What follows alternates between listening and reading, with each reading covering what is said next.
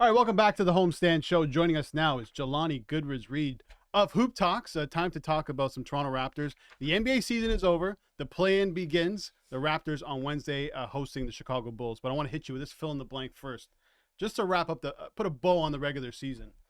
Masai's deadline day decision was blank. It was interesting.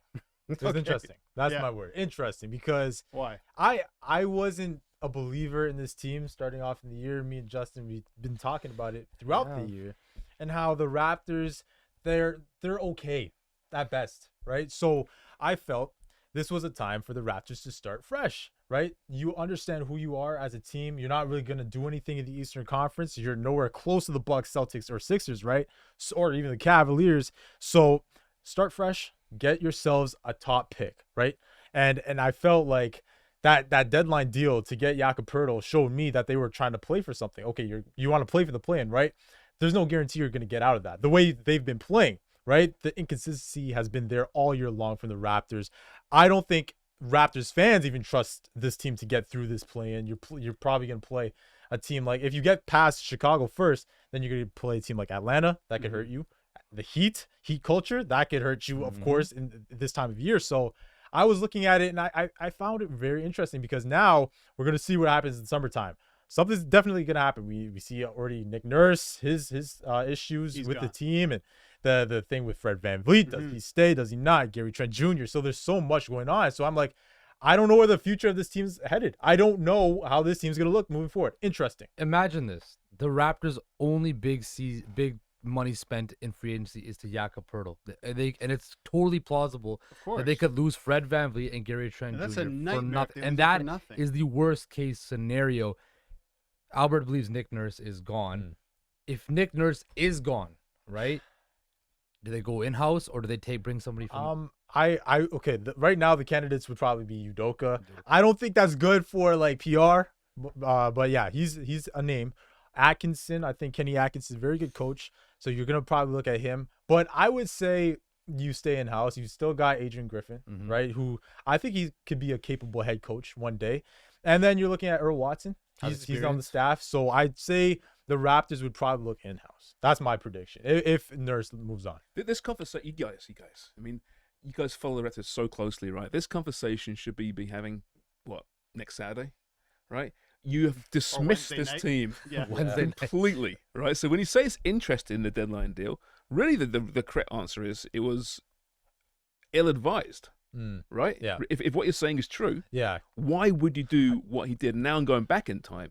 The present is what we should be focusing on, but we're going forward and we're going back. But that's the reality, I guess, of following this team right now. Yeah, I just don't know where the Raptors are headed. You see so many teams, Eastern Conference, West, they have a direction. They have a future, right? They probably have some young stars or a superstar on their roster, good coach. So you know where they're going. Right now, the Raptors are just a bunch of guys, in my opinion. Just a bunch of guys that don't know.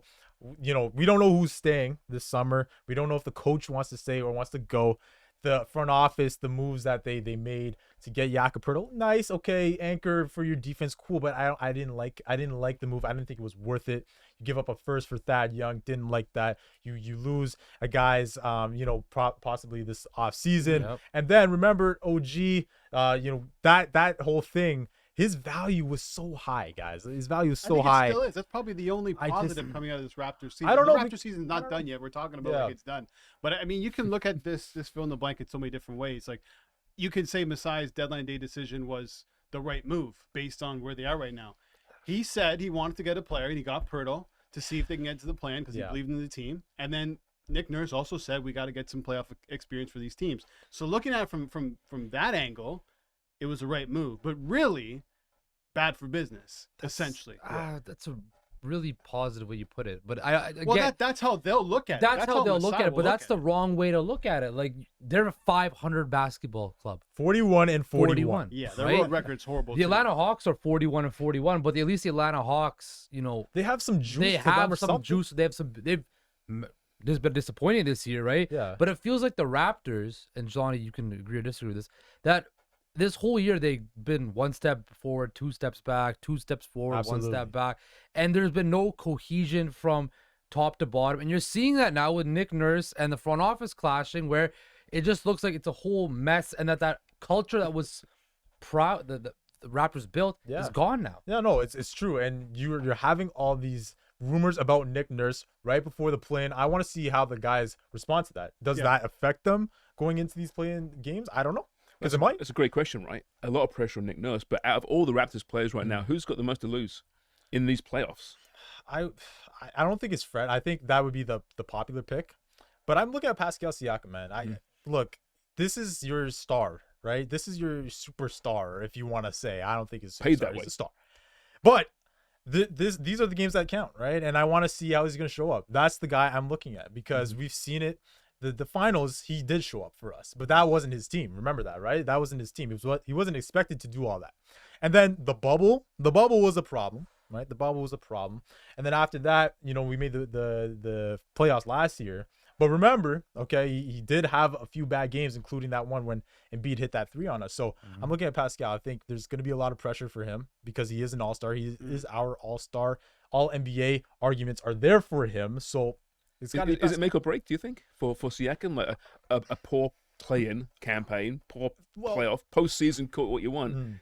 Could he be gone this summer? Because let's say if he doesn't show up, right? Do the talks start for moving Pascal Siakam? Because I think it's possible. The deadline. I think it would amp up a bit. Let's say because if that doesn't work out, because right now we can't really say anything about Fred. We don't know what's going to happen. Exactly. So I'm looking at Pascal. If he doesn't show up this time of year, you might be like, man, the Raptors need something more than this. Well, he said he wants to be known as a top 5 guy in the league. That's right. Now he's got to try and prove it. Having good performances in the play-in isn't going to make you a top 5 guy in the league, but at least you can show them I can be that guy. And I'm sure Masai and Bobby are low-key kind of hoping that Pascal doesn't get all NBA, so then that Supermax extension thing kicks in. That's true. Because doling out that kind of dollars for a guy who, like you mentioned, like there is a lot of pressure on him because let's see him try to lead this team, right? And we all said that it's Fred VanVleet is the unquestioned leader. Pascal Siakam would be the best player. Can he be that guy? And then this is his chance to say, get on my back, and I'm going to take you to the playoffs. And we haven't seen it so far. We have not. Let's actually talk about the game. And we're talking about the offseason and what happened at the deadline. So they're playing the Chicago Bulls at home. Raptors have a fantastic home record, favored by about 5 points, depending on where you look at. How would you handicap this matchup between these two teams? Well, the Raptors should win this game. Okay, the Bulls have been a problem all year long, even worse than the Raptors in my opinion. Like the Bulls are just a whole other deal, right? So I think the Raptors, we want to see the good Raptors, right? We want to see the good Raptors in this play-in tournament, and I think that's going to happen in this game. I don't know about the next one. Let's say they get through it. I don't know about the next one with the Atlanta and Miami situation, but I think Chicago here, you're going to look at a guy like DeMar, right? He's obviously playing his old team. I think he's going to play with some juice, some fire. I think he's going to want to put it on us, right? So you're going to have to key in on him. Their shooting numbers have been all over the place, the Bulls, so you're probably not going to expect them to outshoot Toronto. But yeah, my expectation is that Toronto actually comes out, plays a good game for once, and I think the defense is going to be a critical part of this game. Interior has to be there, okay, and also the shooting numbers have to be up offensively. Yeah, I'm just worried that the Bulls have more closers than the Raptors They do. do. The Raptors That's at the home problem, are good. yeah. Both teams are bad shooting teams. It could favor the Raptors in terms of transition and just being a sloppy game overall. Yeah, I think if you look at Nikola Vucevic, right? He's got the ability to drop 20 on He's hurt the Raptors before. He's burned them before, right? And I think, like Albert mentioned, the ability to make shots in the fourth quarter that DeMar DeRozan and Zach LaVine have. Yeah. Raptors don't have that. And I think, how poetic would it be? Oh my DeMar hits the game winner at Scotiabank Arena. Blows a kiss to Masai this guy's as he walks away. All roads to the playoffs could go through former Raptors, by the way. DeMar that is true, yeah. And then you have Kyle Lowry. That'd be hilarious. It'll be difficult to see what happens with the Raptors. Thank you so much for coming on. We'll try and be a bit more positive tomorrow talking about the Toronto Raptors. I think they're going to win the game. Yeah, I think they get to the playoffs. That's positivity, isn't it? Yeah, I think let's be positive, right? Lots of good things happening in Toronto sports, including the Blue Jays. They're back home tomorrow night against the Detroit Tigers. We'll talk to Jordan Horbin of North Star Bets. We'll preview that game and talk about Matt Chapman. He's been on fire, so stay tuned for that.